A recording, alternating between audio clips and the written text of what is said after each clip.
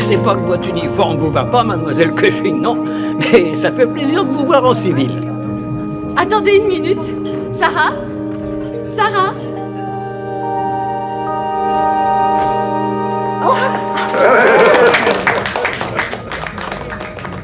Et vous devez être l'autre demoiselle Cushing.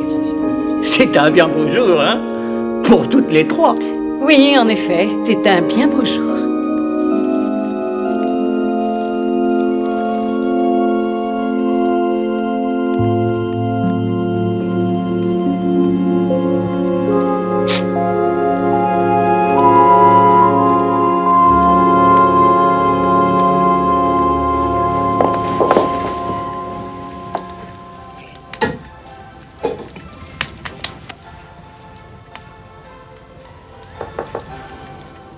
Une petite minute.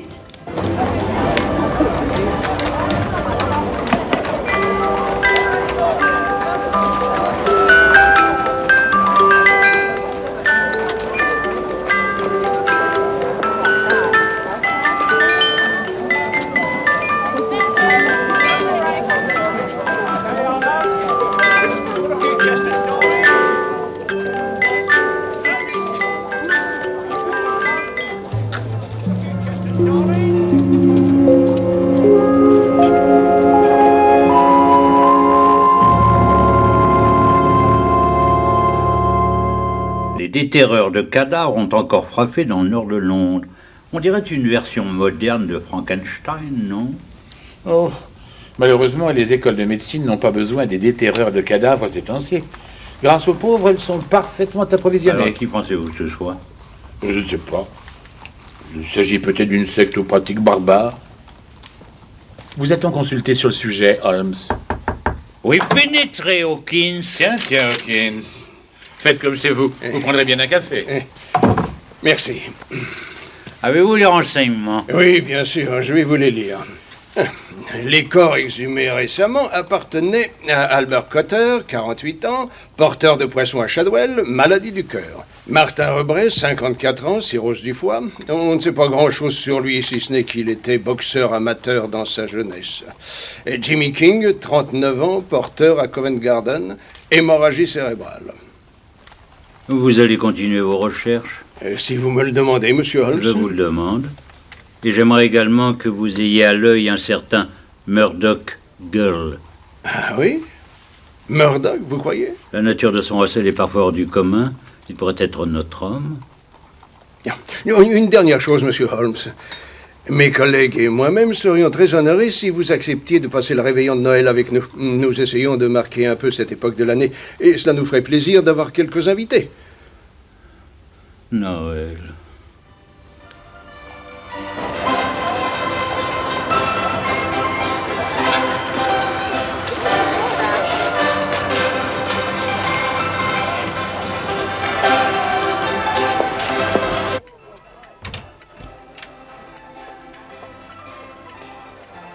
Mary? Mary?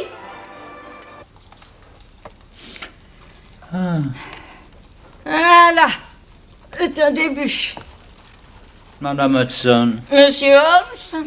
comment suis-je censé trouver encore une fois un cadeau pour Watson? Tous les ans, vous m'affligez la même torture. C'est très simple, monsieur Holmes. Vous n'avez qu'à aller chez Gamage. Gamin. Mais oui, c'est un grand magasin à Holborn. C'est comme un immense bazar, si vous préférez. Et vous n'aurez que l'embarras du choix. Gamage.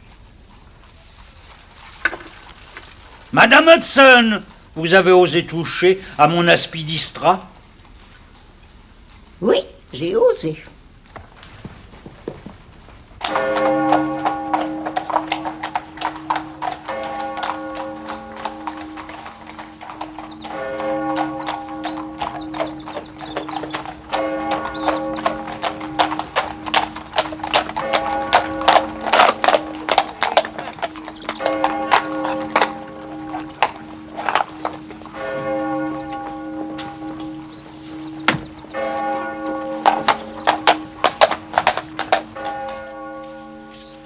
Bonsoir, mademoiselle Cushing. Bonne fête, hein? Bonsoir, Wilkinson. On dirait qu'il va reneiger dans pas longtemps. Oh, j'ose espérer que non.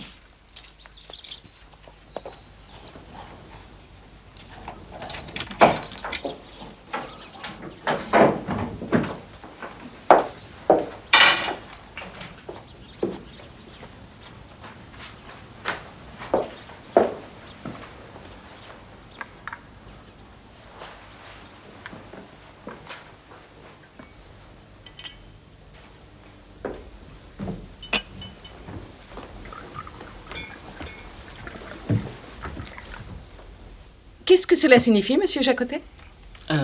Madame Suzanne. Notre arrangement est le suivant. Vous avez le droit de venir dans le salon après dîner. Je vous serai donc extrêmement obligée, à tout autre moment de la journée, de rester dans votre chambre. J'ai la permission de votre sœur Sarah, madame. Cette maison est la mienne, et non celle de ma sœur. Et si elle vous a donné cette permission, ce dont je doute... Vous mettez ma parole en doute? Je serais très surprise que ma sœur ait permis à un locataire d'avoir la jouissance de ma cuisine. Si vous connaissiez un peu mieux votre sœur, vous seriez encore plus surprise. Je vous serais obligée de sortir de cette cuisine sur le champ. Vous n'avez pas entendu ce que je vous ai dit? Suzanne! Ah, Marcel. Ah, Suzanne, ça a marché. On m'a nommée directrice de la Allez-y, mission. demandez-lui ce qu'elle m'a donné. Est-ce que tu aurais donné la permission à monsieur Jacotet de venir dans cette cuisine? Eh bien, c'est possible que je l'ai fait. Je n'ai pas réfléchi. Demandez-lui. Enfin, que se passe-t-il? Demandez-lui. Vous êtes de sacrés hypocrites. Allez, dites-lui ce que vous m'avez donné. Quoi?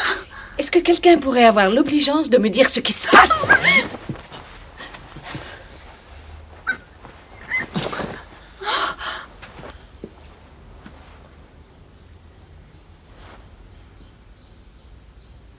Je vois.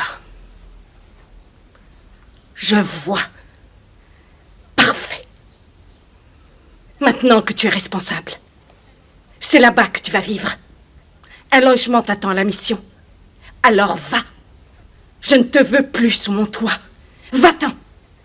Je ne veux plus de toi ici. Je te chasse. Et vous également, monsieur. Je vous ordonne de quitter ma maison. Immédiatement. Ou bien j'alerte la police. Dans un moment, vous viendrez prendre vos affaires qui seront devant l'entrée de service. Comment avez-vous osé? J'ai l'impression d'entendre notre mère. Et alors? À sa mort, je me suis dit que c'était la dernière fois que quelqu'un me parlerait sur Comment ce... oses-tu parler ainsi de notre mère? Je crois que c'est une très bonne chose que je sois comme elle. Sinon, je me demande ce que serait devenue cette famille. Ah! Tu as fait en sorte que nous restions ensemble, c'est ça? Comme vous êtes merveilleuse, ma chère. Est-ce que tu réalises que Mary est partie sans en avertir qui que ce soit? Tant mieux. Enfin, elle a fait preuve d'indépendance. Tu as dit tant mieux.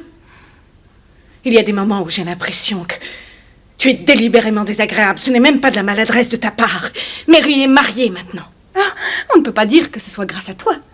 Tu es assez resté en travers de son chemin. Jim Browner n'a jamais été assez bien pour notre famille, n'est-ce pas? Pour les filles du major Cushing de l'armée coloniale. Ce que l'on ne dit pas, c'est que notre père était un bon à rien, dépensier, Je ne veux et sans le plus moins... rien entendre. Si quelqu'un a déshonoré notre famille, C'est moi. Fais attention.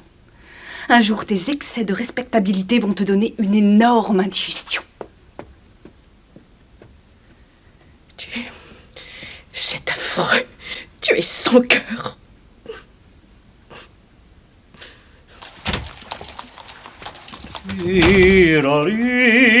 Chère Madame Hudson. Monsieur Holmes, Oui. le docteur a quelqu'un avec lui, une demoiselle, Suzanne Cushing. Ah oui, alors débarrassez-moi de Qu'est-ce ça. que...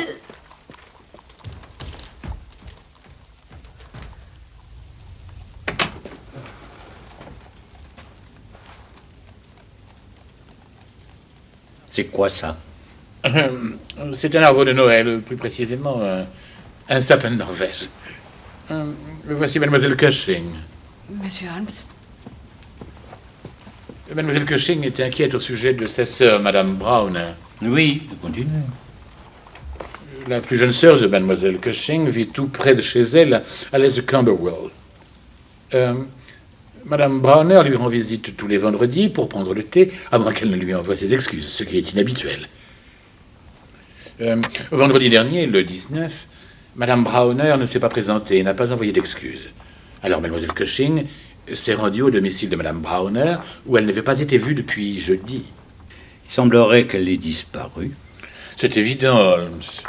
Peut y avoir une ou deux raisons à sa disparition. Oui, je sais, nous pouvons supposer qu'elle ait voulu disparaître ou qu'une tierce personne ait voulu la faire disparaître. Est-ce que quelqu'un aurait pu trouver un intérêt dans sa disparition?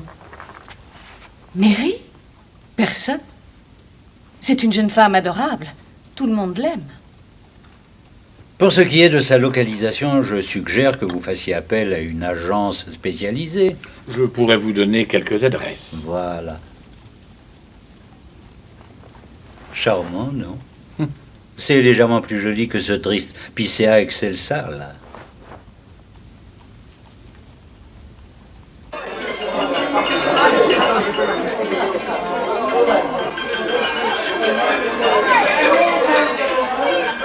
Sarah. Sarah. Ne restons pas là. Qu'est-ce qui vous a pris? Vous avez tout gâché, voyons. J'ai trop attendu, je n'en pouvais plus.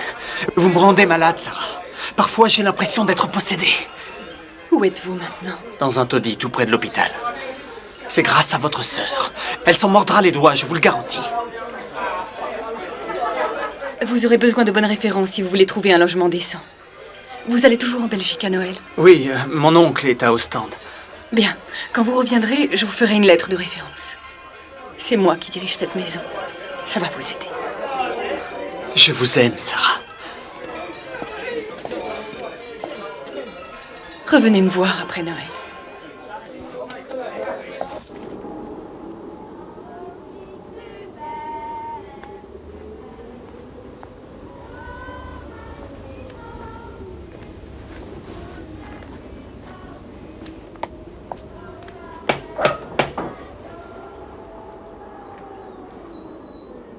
Vous avez vu ce qui tombe?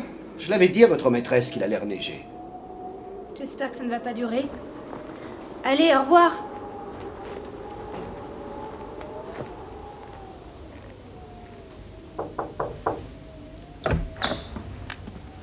Le courrier vient d'arriver. Désirez-vous que je mette les paquets sous le sapin? S'il vous plaît, Lucie.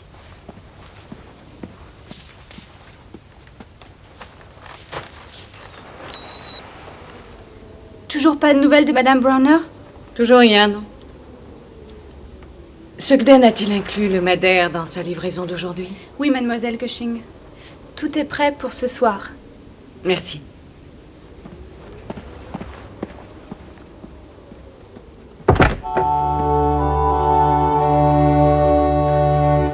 Joyeux Noël, monsieur Bradbrook. À vous aussi. Merci beaucoup.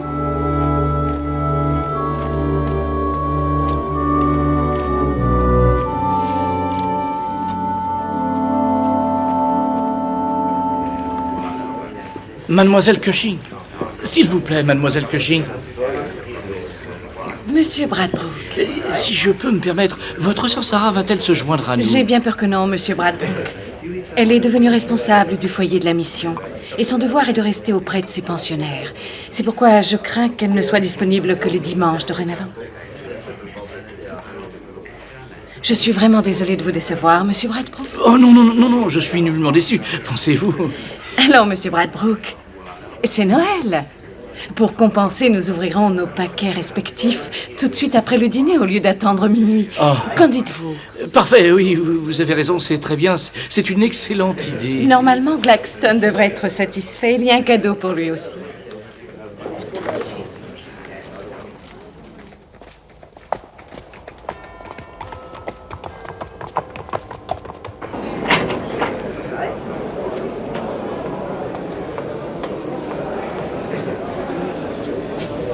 Bienvenue, messieurs. C'est très aimable à vous d'être venus. Gueulez là, vous l'avez arrêté? Non, monsieur Holmes, il est venu porter plainte. Pas vrai. Il a repéré qu'il était sous surveillance, ça ne lui a pas plu du tout. Vous n'allez pas abandonner? Jamais de la vie. Je vous en prie, monsieur Watson.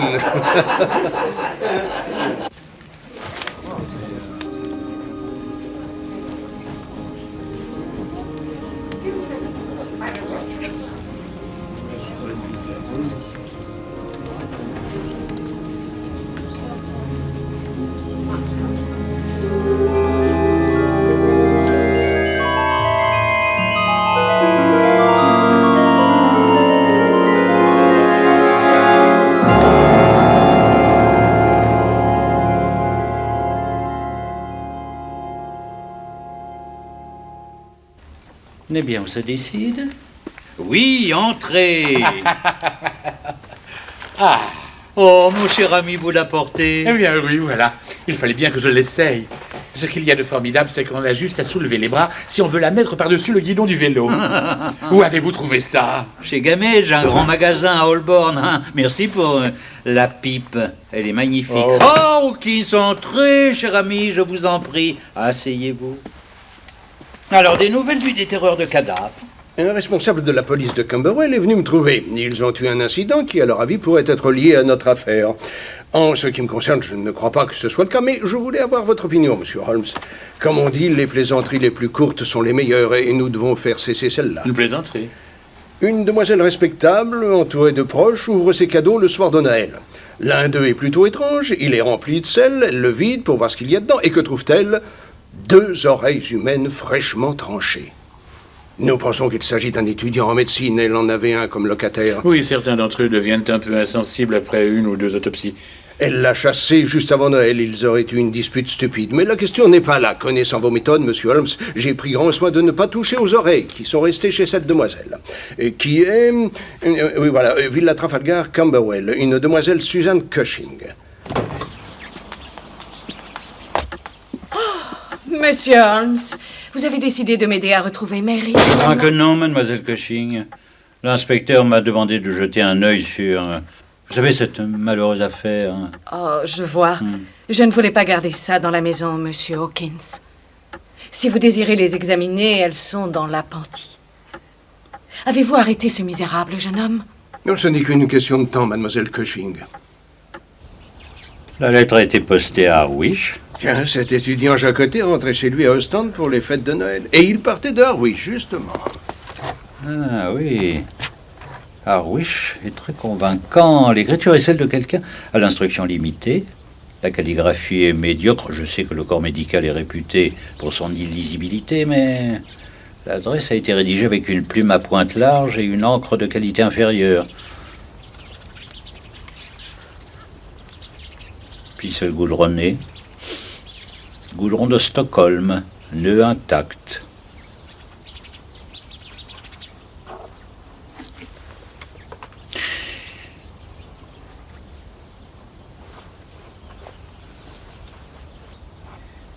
Sel grossier. Et posé dessus. Des éléments pour le moins singuliers. Qu'en pensez-vous, Watson? Il y avait un anneau à cette oreille qui a été arraché. Ce n'est pas la même paire. Jacotet n'a pas dû avoir trop de difficultés à subtiliser ces 2 oreilles qui, je le répète, ne sont pas à la même personne. Que faut-il comprendre? Tout simplement qu'il s'agit d'une plaisanterie macabre et révoltante. Messieurs, il ne s'agit pas d'une plaisanterie.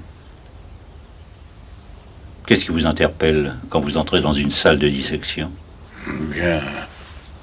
Ah, c'est évident, ça devrait sentir l'alcool rectifié ou le phénol. Et cela ne sent rien. Il ne s'agit non pas d'une plaisanterie, mais d'un grave crime. Votre sœur, mademoiselle Cushing. Mary, je n'arrive pas à y croire. Mary, te voilà enfin.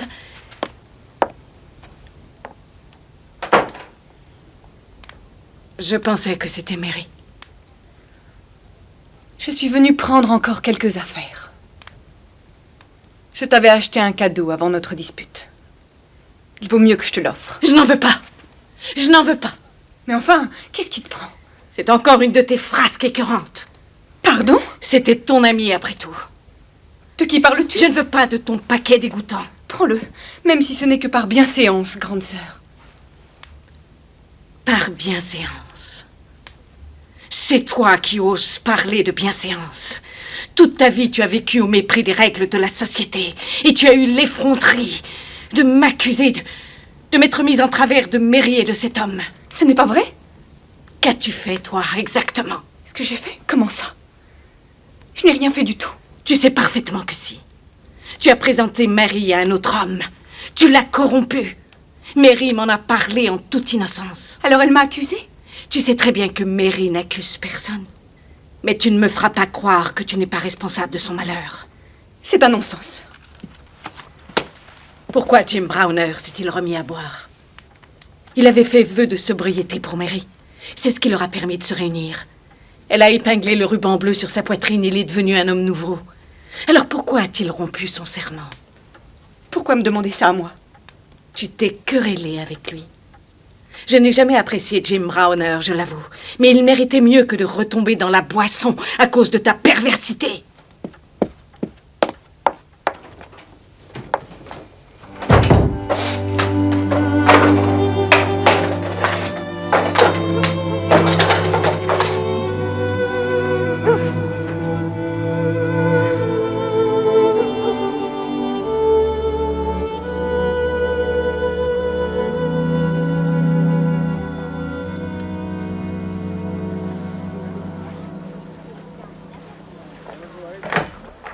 Me voilà. Jim, Bonjour, Sarah. Mary ne vous attendait pas avant un bon moment. J'ai réussi à attraper la fin de la marée haute. Ça m'a fait gagner beaucoup de temps. Elle est pas là, alors? Non, Madame Cooper est encore souffrante. Mary est avec elle. Je lui ai dit que je m'occuperais du linge. Elle ne devrait plus tarder.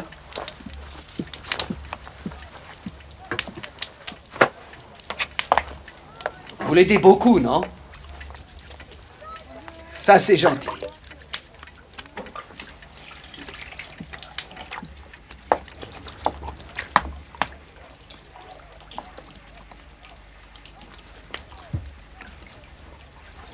Vous devez vous douter de la raison pour laquelle je fais ça. Quoi? Pourquoi je suis toujours ici? Parce que vous êtes sa sœur?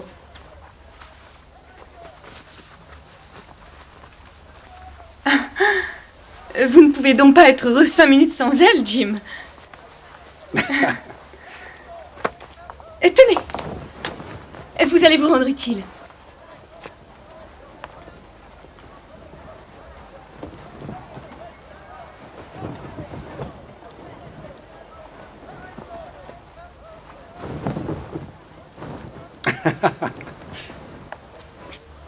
Laissez tomber un coin du drap. Quoi? Vous laissez tomber un coin pour abattre l'autre par-dessus. Je comprends pas. Mary fait pas ça. Il y a plein de choses que Mary ne fait pas, si je peux me permettre. Écoutez, je vais vous montrer comment on fait, d'accord? Alors, bien voyons. Allez-y, prenez ce coin. Bien, maintenant, vous attrapez ça. Et vous l'emmenez de l'autre côté. Faites-le vous-même. Ce n'est pas moi qu'il vous faut pour ça. Et moi, je dis que c'est pas aux femmes de faire des choses aux hommes.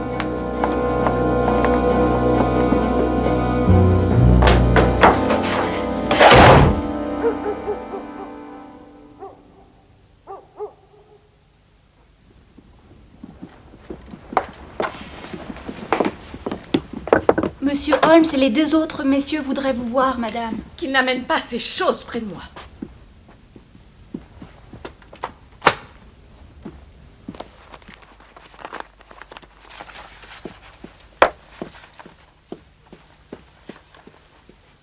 Où est-il maintenant? Monsieur Browner faisait la liaison entre l'Angleterre et l'Amérique du Sud quand il a épousé Mary. Il était si amoureux d'elle qu'il a décidé de prendre un emploi sur les bateaux de la mer du Nord où il faisait l'ombre d'Enelder. Est-ce que Mary était amoureuse elle aussi? C'était un mariage d'amour. D'amour? Oui. Oui. J'avais d'énormes difficultés à l'accepter comme tel à l'époque. Pourquoi cela? Je ne trouvais pas convenable qu'une de mes sœurs épouse un steward. Et maintenant? Qu'en pensez-vous? Je pense que Jim et Mary pourraient être heureux. Parce qu'ils ne l'ont pas été. Si, mais tout au début de leur mariage. Que s'est-il passé? Vous devriez peut-être le demander à Sarah. Elle a pratiquement vécu avec eux pendant quelque temps.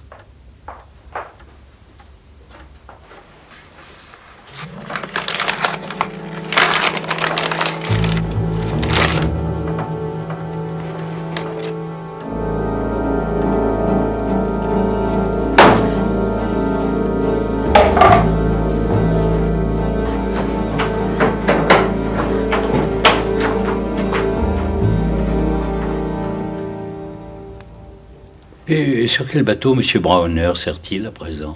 Le May Morning. Si je me souviens bien, il est parti le 17 pour la Belgique et la Hollande. Ils étaient à Rotterdam au moment de Noël. L'équipage avait fait un tirage au sort et Jim n'a pas eu de chance cette année. Mary allait devoir passer Noël avec Sarah et moi. Et maintenant, Sarah est responsable de la mission. Elle ne va plus habiter avec vous, cela vous attriste? Oui, bien entendu. Pour vous dire la vérité, Monsieur Holmes, ça se passe plutôt mal entre nous. Vous vous êtes querellés? À quel sujet? Cela aurait-il un rapport avec ce qui est arrivé à votre sœur Mary? Mais bien entendu. J'en suis parfaitement consciente, vous savez. Pour moi, tout est sa faute. Sarah? C'est évident. Tout vient d'elle. Elle n'aurait jamais dû prolonger son séjour chez Mary comme elle l'a fait. Jim et Mary venaient de se marier. Ils découvraient leur nouvelle vie. Ils faisaient de nouvelles connaissances. Et très rapidement, Sarah leur a présenté Alec Fairbairn. Je sais que ce n'était pas par générosité. On aurait dit qu'elle voulait faire honte à Jim Browner. Je ne sais pas ce qu'il avait fait à Sarah, mais c'était comme si elle le haïssait. Je pense que... Vous pensez quoi? Demandez-lui.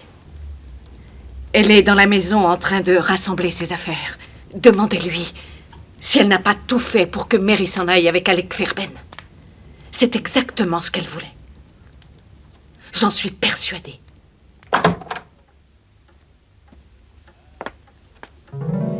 Ah, on dirait que le message a été reçu.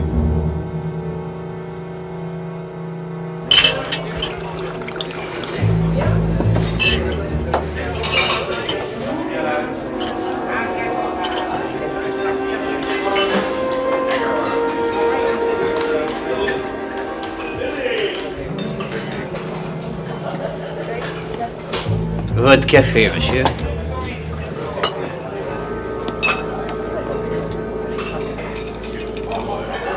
Merci pour votre aide, inspecteur. Bon, vous savez, ce n'est pas difficile, monsieur Holmes. Il y a tellement de choses qui concordent. Si on fait un bilan, qu'est-ce que nous avons? 2 oreilles tranchées dans une petite boîte, un étudiant en médecine du nom de Jacoté qui a été mis à la porte par sa logeuse, fort désir de vengeance, le paquet posté de Harwich le 19. Il était justement à Harwich le 19. C'est difficile de faire mieux. Votre logique est implacable, Hawkins. Merci, L'affaire est monsieur. close. Ah oui, ce que je regrette, c'est que la presse se soit emparée de l'affaire. Demain, à la première édition, tous les journaux raconteront la même histoire. Ils ont même déniché le nom de mademoiselle Cushing, ce qui ne va pas lui plaire. Pauvre femme. En ce qui concerne l'autre affaire, monsieur Holmes, vous avez déjà votre théorie, bien sûr. Il est de mon avis que nous avons affaire à un membre de la profession du docteur Watson, certainement quelqu'un d'important qui aurait passé les bornes. Les corps appartiennent tous à d'anciens pugilistes, amateurs ou professionnels. Quelle est l'infortunée caractéristique qu'ont les boxeurs qui ont combattu trop longtemps? Des lésions du cerveau souvent importantes. Ils se comportent comme s'ils étaient ivres. L'élocution est difficile, il y a perte de mémoire, etc. Ils deviennent souvent abrutis. Précisément. Vous voulez dire que quelqu'un fait une étude pathologique des tissus cervicaux?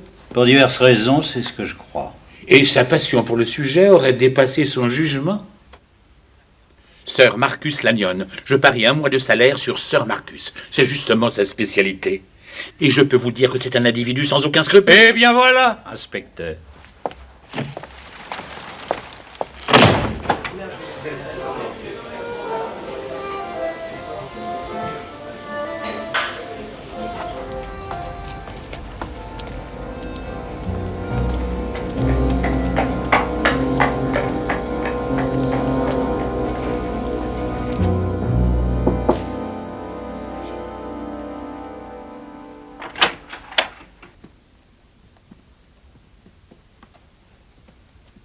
Pas bien du tout.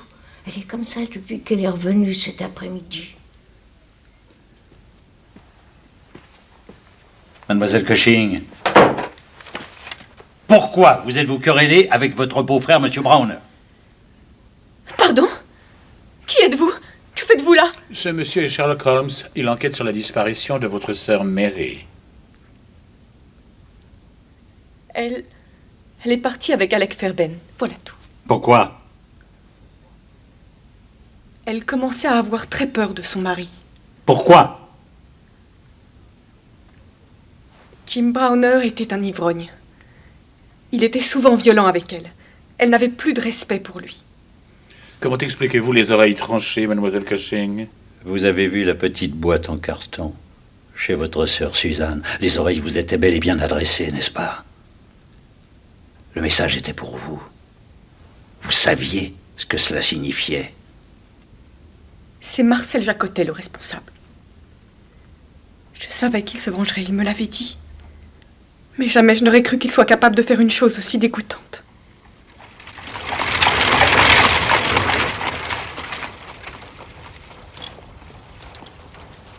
Elle nous a menti, Watson. Elle nous a menti sur toute la ligne.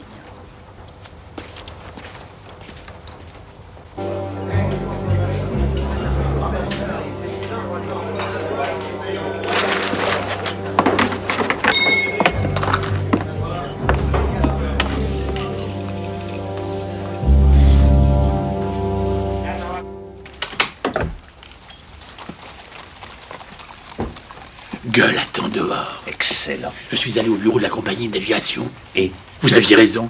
Le même Morning a effectivement quitté Londres pour Den Helder le 17 décembre. Mais une barrique s'est détachée dans la cale. Cela a fortement endommagé le bateau qui a dû être envoyé en réparation. À Harwich. À Harwich, oui.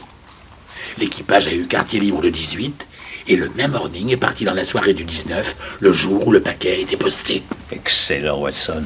Nous le tenons.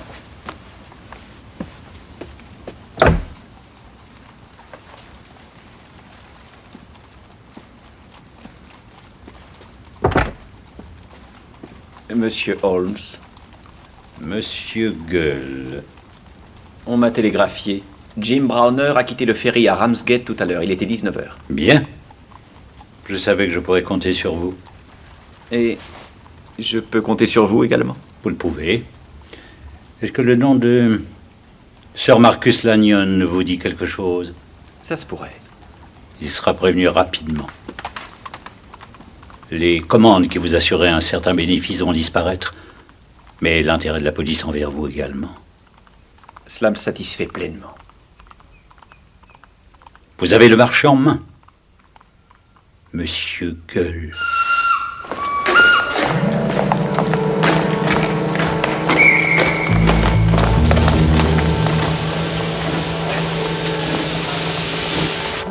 Ah, mon cher Holmes.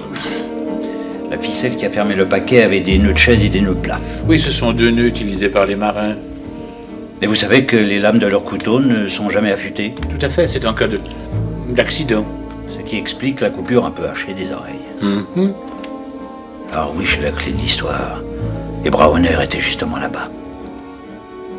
Je suppose... Browner est revenu à l'improviste, a aperçu sa femme avec le fameux Fairbairn. Il les a suivis et les a tués tous les deux. Il a tranché une oreille à chacune de ses victimes et les a envoyées, comme il le croyait, à Sarah Cushing. Il est évident qu'il va aller là-bas le plus vite possible, parce qu'il veut absolument qu'elle sache bien que les oreilles tranchées étaient pour elle et non pour sa sœur. Alors, si c'est le cas, le chemin de fer fonctionne comme si nous étions dimanche. Pourquoi? Parce que nous sommes toujours dans la période des vacances de Noël. Est-ce que vous réalisez que Browner aurait pu prendre un train beaucoup plus tôt? Je n'avais pas pensé à ça.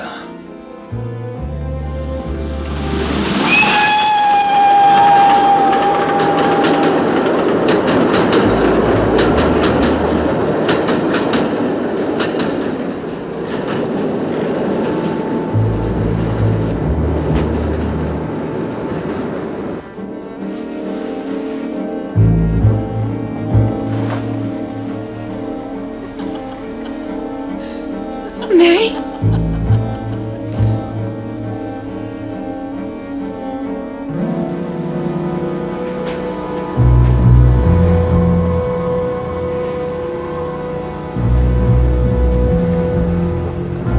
a-t-il, monsieur Holmes? Vous allez avoir une possibilité unique.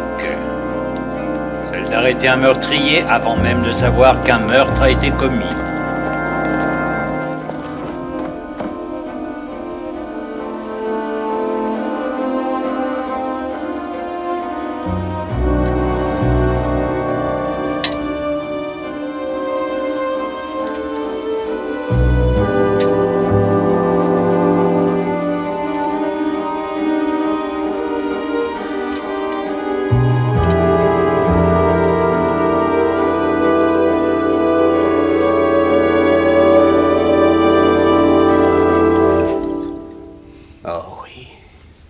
Ça, vous pouvez me dévisager. Regardez-moi, Sarah Cushing. Vous avez bien travaillé. Qu'avez-vous fait, Jim? Ce que j'ai fait. Non, c'est vous qui l'avez fait. Je vous en prie, Jim. Regardez-moi avec indulgence. Tout ce que j'ai pu faire, je l'ai fait pour vous. C'est de votre faute. Vous lui avez empoisonné l'esprit. Je l'ai fait pour vous. Le locataire a été arrêté. J'ai dit à la police que c'était lui. Il ne vous soupçonne pas du tout, Jim. Vous pouvez vous enfuir. M'enfuir?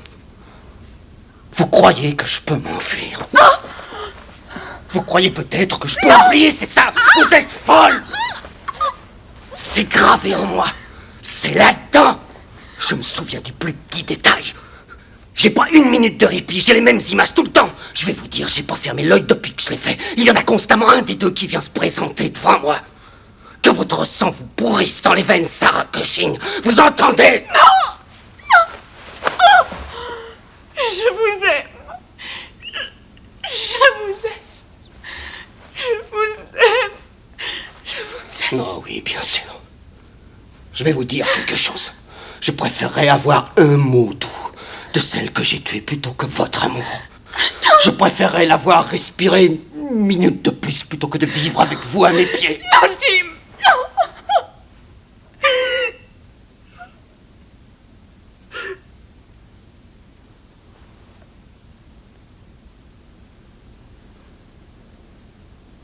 Elle-même. C'est bien ça la racine de l'affaire. Mais elle savait. Elle savait que je préférais les traces des pas de ma femme dans la boue à elle, même si elle m'offrait son corps et son âme. Je n'ai jamais voulu d'elle.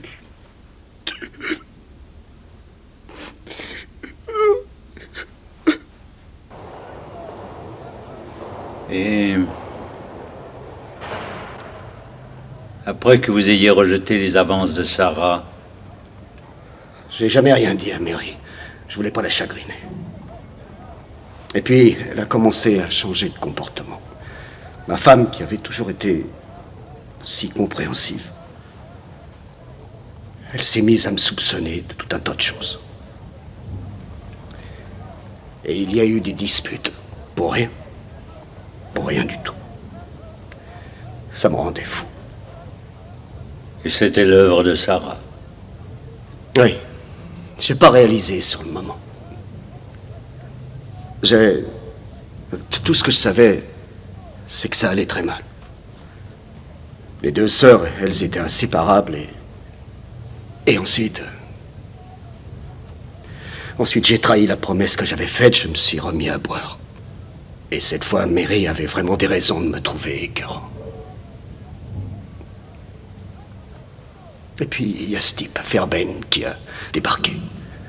C'était un gars qui avait de l'allure, c'est vrai. Il avait l'air sûr de lui, il était chic, il savait parler, ça c'est sûr. J'étais aveugle.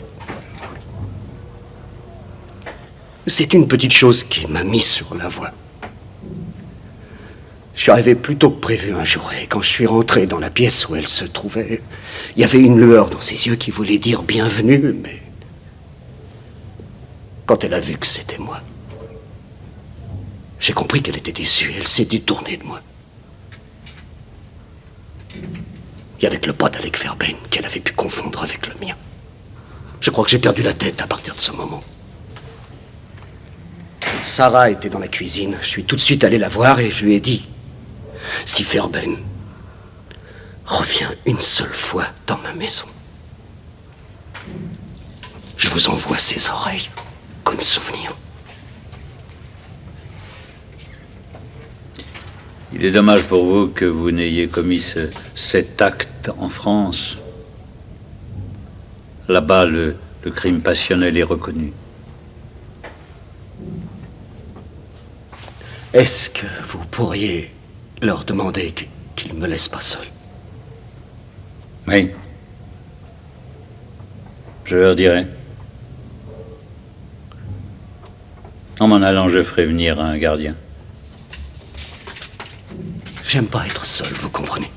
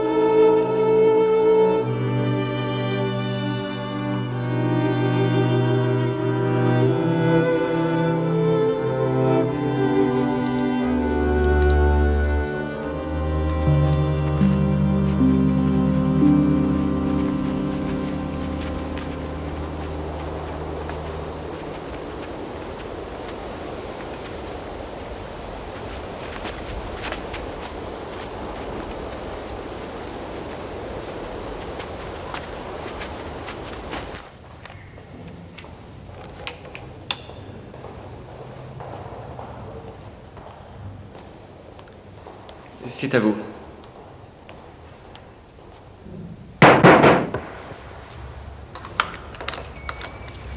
J'en ai pour 1 minute.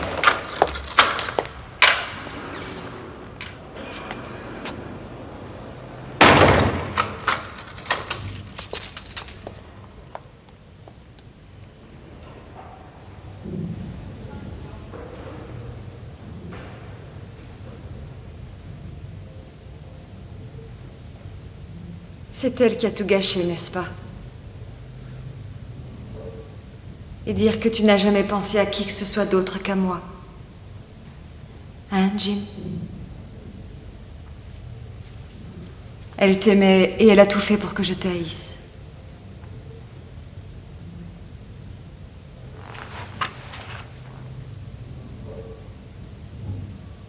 Tu vois?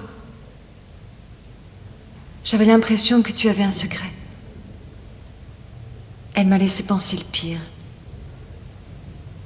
Le secret, c'est qu'elle m'aimait. Tu n'aurais pas dû accepter qu'elle continue de vivre avec nous. Je sais, mais je voulais pas te faire de peine. Et maintenant, on en est là. Est-ce que j'ai pu être bête? Bête et aveugle.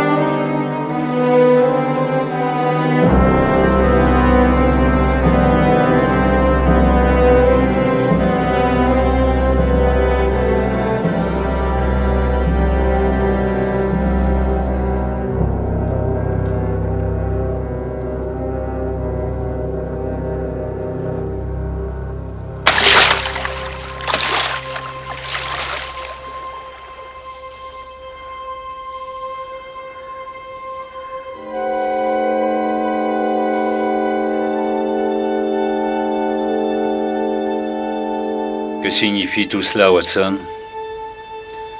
Quel est l'objet de ce cercle de misère, de violence et de peur?